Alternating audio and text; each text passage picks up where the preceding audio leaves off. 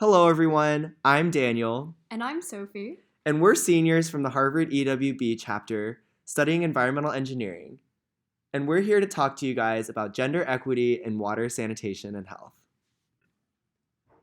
Our presentation will be divided into the following sections: an overview and context, some case studies specifically related to engineering, and then an action plan for how to implement gender focus into the EWB process. Let's start with some context. There is a large disparity in the division of responsibility for collecting water around the world. Women and girls are responsible for 8 out of 10 households across 61 countries, and this can create a large difference.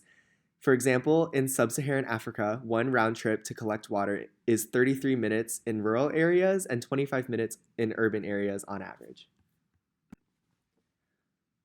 Overall, the inequity in gender and WASH can be divided into 4 categories: productivity, health, violence, and education. Improved water and sanitation can lead to increased economic and psychological productivity for women and girls. For example, in Morocco, increases in water and sanitation access reduce time spent collecting water by women and young girls by up to 50 to 90%. And in Tanzania, in a village in Songambli, women had access to daily water and sanitation facilities during menstruation, which led to an increase in cleanliness and confidence and empowerment. Overall, these two factors, economic and psychological productivity, can be improved through increases in water and sanitation access.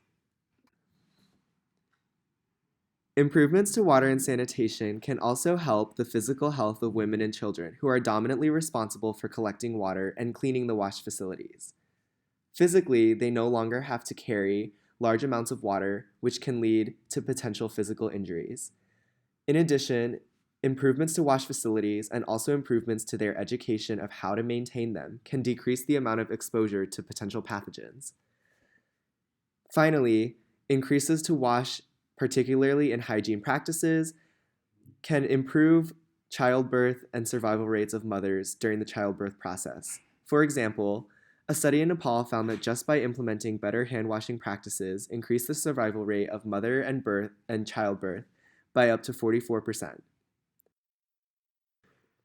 Health improvements, particularly relating to menstrual health, can show through engineering and design. Here shows an example of a menstrual health management responsive toilet from the Humanitarian Responsive Toolkit provided by the ELVRA Research for Health and Humanitarian Crises program. Such specifications for a responsive toilet can include safe and private toilets with indoor latches, trash bins to dispose of used menstrual materials, and easily accessible water for girls and women to wash themselves and their menstrual materials.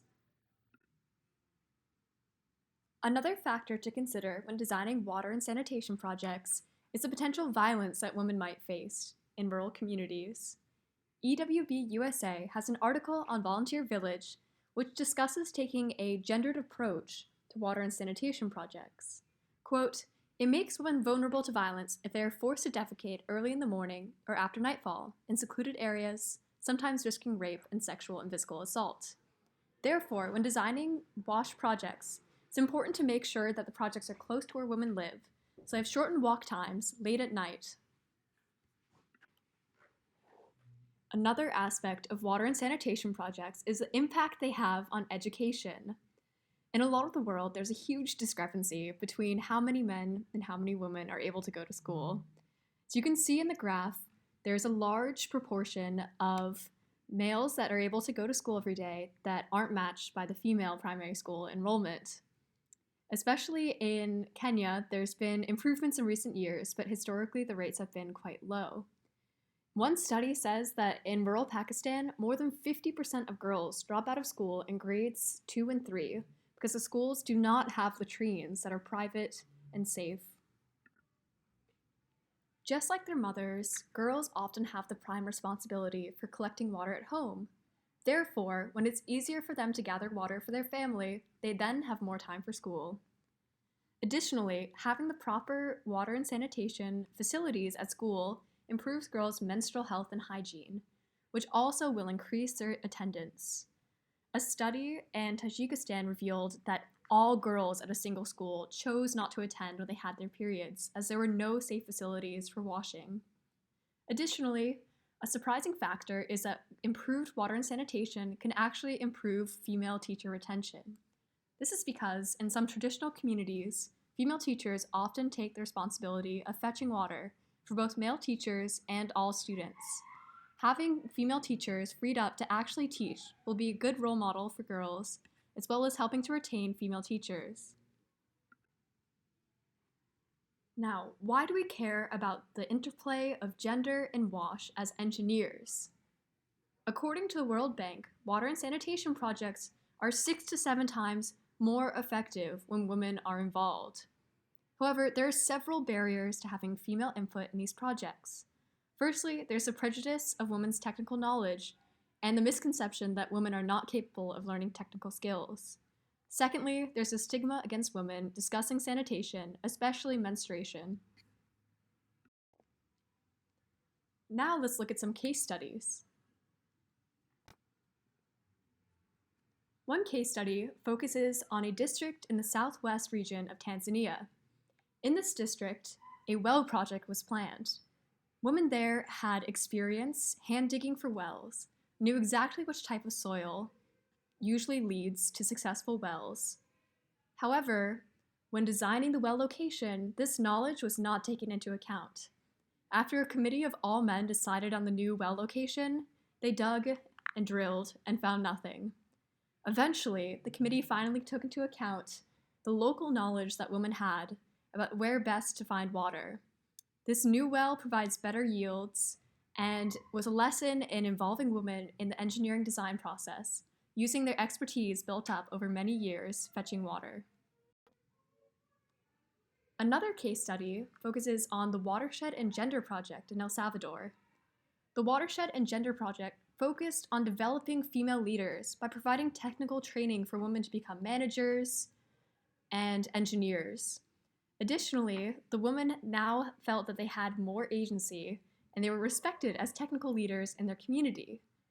This created a greater sense of equality and allowed women to feel more empowered. For our last section, we'd like to propose a potential action plan to put gender in the forefront of EWB's design process. The EWB process is divided into 3 phases: the assessment, the implementation, and the monitoring.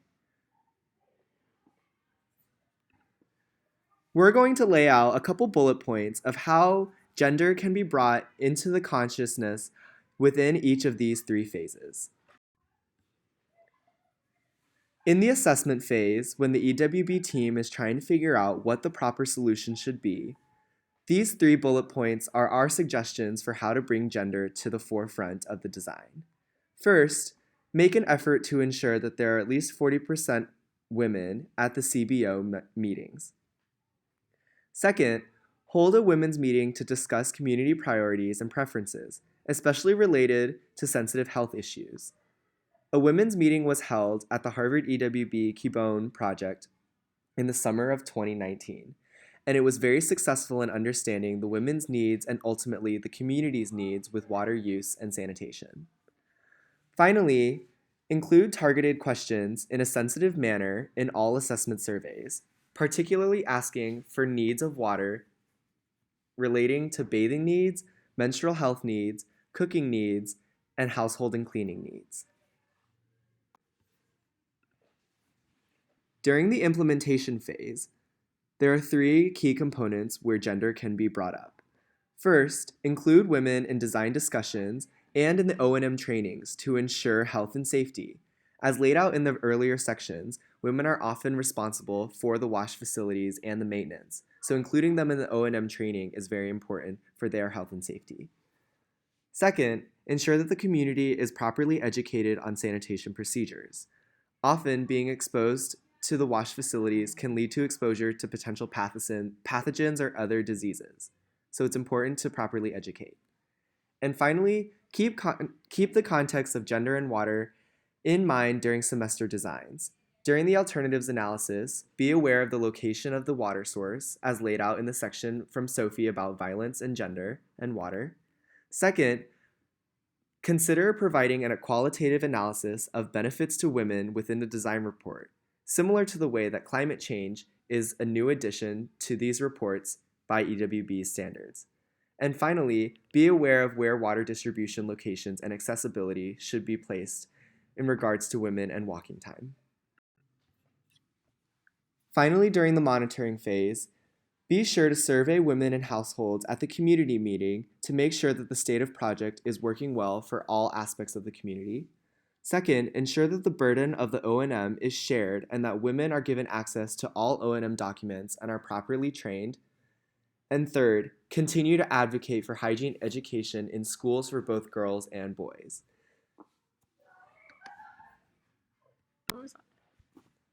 The action items listed before are all based on the context of how gender and WASH interplay based on Section 1. We hope that you have enjoyed our presentation and that it sparks some discussion around how WASH and gender are interlinked.